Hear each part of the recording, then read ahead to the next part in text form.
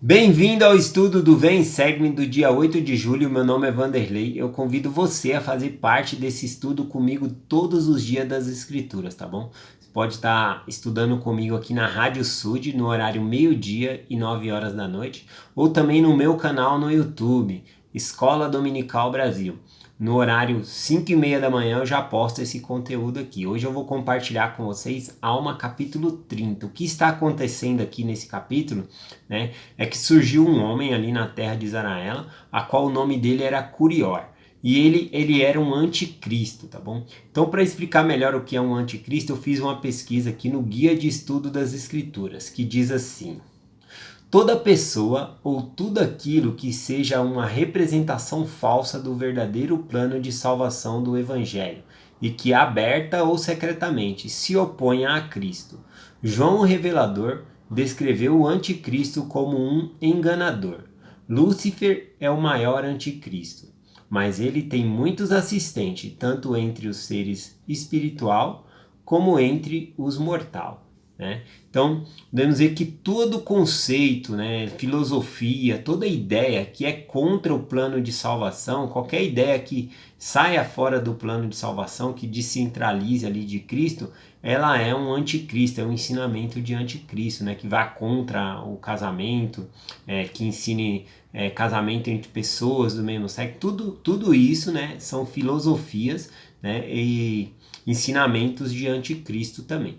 Bom, nós podemos ver que aqui no livro de Mórmon eu fiz uma pesquisa, eu peguei 3 anticristos que se levantou ali, 3 pessoas como anticristo, que pregaram ali contra a doutrina de Cristo, e eu vou estar trazendo para vocês. E a semelhança entre esses anticristos aqui é que eles misturam a verdade com a mentira, né, para que as pessoas possam abraçar aquilo. E isso é feito desde o começo do mundo, né? Podemos observar lá que quando o diabo, né, ele vai tentar lá Adão e Eva, né? Ele fala para eles, né, para comer do fruto, que eles vão ser como deuses, né, conhecendo o bem e o mal. E ele fala: certamente não morrerás, mas será como os deuses, conhecendo o bem e o mal. E aí Eva come ali, né, mas o que acontece? Adão e Eva, eles comem desse fruto. Então ele falou uma verdade, que realmente após eles comerem, né, eles passaram a discernir o que era o certo, o que é errado, o bem e o mal, né? Mas também ele enganou eles na forma de que eles não morreriam, né? E a partir do momento que eles comeram, eles foram expulsos da presença de Deus. Então teve uma morte espiritual. E também teve a morte física, né? Por causa que eles envelheceram e morreram. Então trouxe essa queda, né, de Adão e Eva aqui. Então podemos dizer que essa é a tática que o inimigo faz. Ele usa mentiras com verdade. Então o primeiro anticristo aqui no livro de Mórmon que eu peguei aqui para dar um exemplo é Serém. Serém, ele acreditava nas escrituras e acreditava na lei de Moisés, mas ele não acreditava que existiria um Cristo, né? Que nenhum Cristo haveria. Então essa era a doutrina dele. Até Jacó pega e fala: se você crê nas escrituras e você lê as escrituras, você não as compreende, porque elas verdadeiramente falam sobre Cristo. E a própria lei de Moisés, né, ela aponta para Jesus Cristo. Então ele não entendia ali essas coisas, né? Então Serém, ele era um anticristo, ele pegava coisas que era verdade e misturava com a falsidade ali. Um outro era chamado Curior. Curior também, ele não cria em Cristo, né? E ele cria ali que os sacerdotes, né, eles deveriam ser sustentados pelo povo, não deveriam trabalhar com as próprias mãos, e que tudo que o homem fizesse não seria errado, né, e que todas as pessoas no final seriam salvas, portanto não precisaria ter uma expiação. E já aqui o outro anticristo aqui, que é em Alma 30, chamado Curior, ele já não acredita em nada, ele não acredita em Jesus Cristo, não acredita na expiação, né? Ele acredita que cada homem conquista segundo a sua aptidão, segundo o seu desejo, que nada que o homem faça seja errado, bom? Que não existe esse conceito, que isso aí dependia de cada um, é relativo, o que é certo, o que é errado é relativo. Então ele ensinava dessa maneira aqui, né?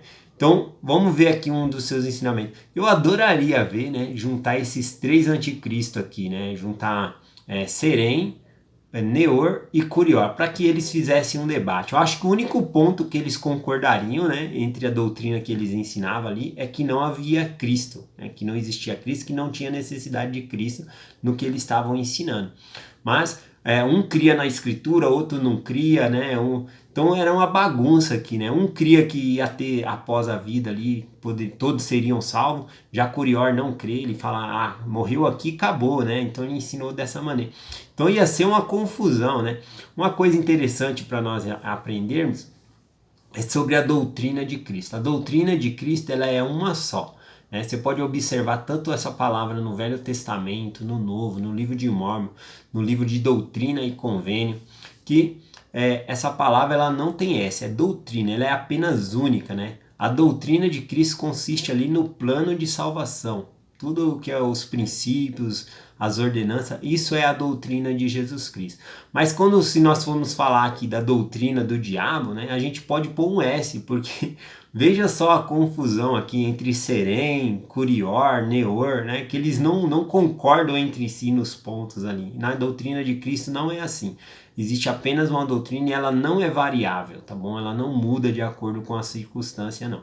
Então, continuando aqui, olha o que Corior ensinava aqui, ó, em Alma, capítulo 30, versículo 13.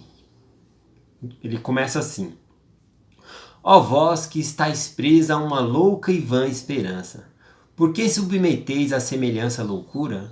Por que esperais por um Cristo? Porque nenhum homem pode saber de qualquer coisa que esteja por acontecer. Eis que esta coisa que chamais profecia, que dizeis haverem sido transmitida pelos santos profetas, eis que não passam de tradições tolas de vossos pais. Como podeis ter certeza delas?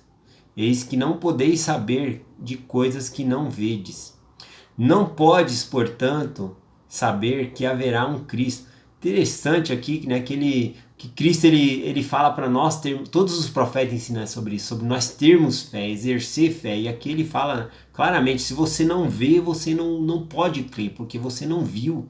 Então não existe. Se você não viu, você não. E na verdade é ao contrário. Primeiro você tem que exercer fé para depois você ganhar o seu testemunho. É isso que é ensinado.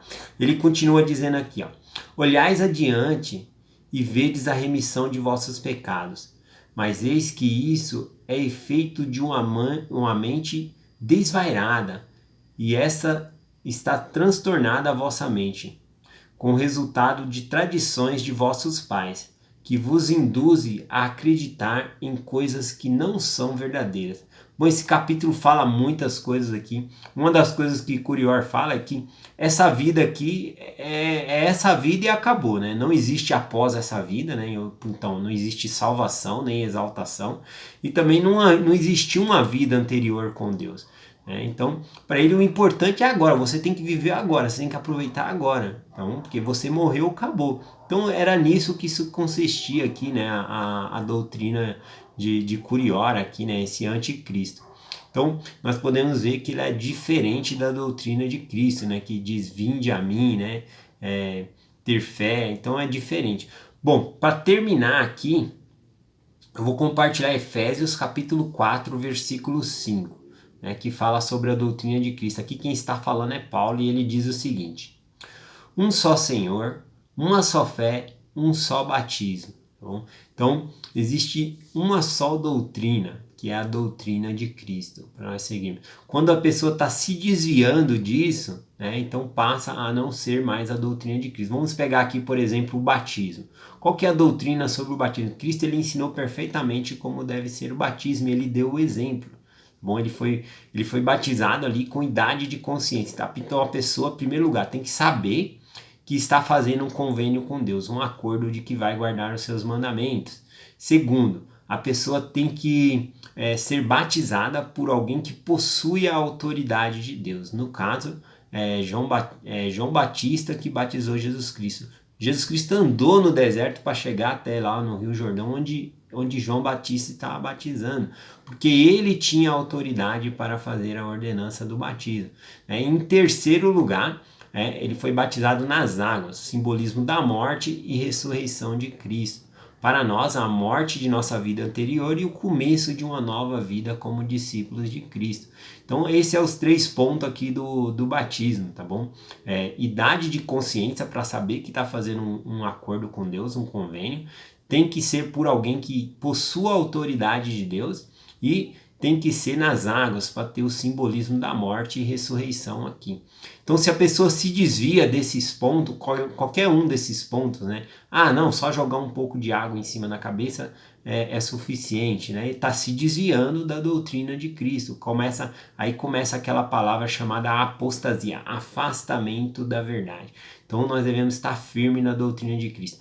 E para Satanás, né, conforme eu disse aqui, parece que existe doutrinas, né? Não importa, para ele não importa qual doutrina você vai seguir, desde que não seja a doutrina de Cristo, né? Então, para ele tanto faz se você vai acreditar em uma coisa, em outra, desde que você não acredite em Jesus Cristo. Então, eu deixo essa mensagem para que nós possamos estar firmes, né, nessa doutrina de Jesus Cristo. Em nome de Jesus Cristo, amém.